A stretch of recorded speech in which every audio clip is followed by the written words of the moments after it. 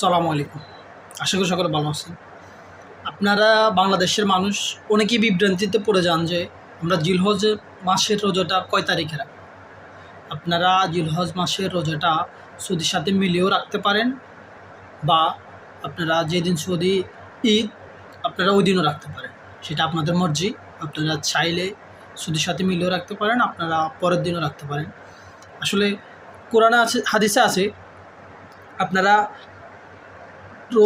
রোজাটার তারিখ বলা হয়েছে যে জিলহজ মাসের 9 তারিখ রোজাটা রাখার ফজিলত হচ্ছে যে কি আপনার প্রথমের 1 বছর গুনাহ মাফ হয়ে যাবে। যে আপনি এখন যে বর্তমানে আছেন, বর্তমানের অতীত যে চলে গেছে তার 1 বছরের গুনাহ মাফ হয়ে যাবে, ভবিষ্যতের 1 বছরের গুনাহ মাফ হয়ে যাবে।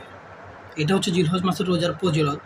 আপনারা রোজা চাইলে 2টা একত্রে রাখতে পারেন, যেটা হচ্ছে যে কি আপনার যেদিন হাজি সাহেবরা যেদিন তাওয়াফ করবে জিলহজ মাসের 9 তারিখ, তারা একটা দোয়া পড়বে।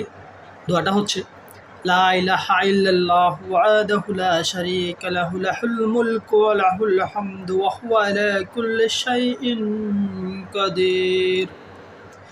তারা রোজা রাখবে না, তারা এই দোয়াটা বেশি বেশি করে পাঠ করবে জোহরের পর থেকে সূর্যাস্ত যাওয়ার আগ পর্যন্ত, সূর্য ডুবার আগ পর্যন্ত এই দোয়াটা তারা পাঠ করবে। আপনারা চাইলে পাঠ করতে পারেন, তারা রোজা রাখবে না, আপনারা রোজাও রাখবেন, এই দোয়াটাও পাঠ করবেন, বেশি বেশি পাঠ করবেন। আপনাদের আগামী 1 বছরের গুনাহ মাফ হয়ে যাবে, গেলেও 1 বছরের গুনাহ সেটাও মাফ করে দেবেন আল্লাহর উপর বিশ্বাস রাখুন।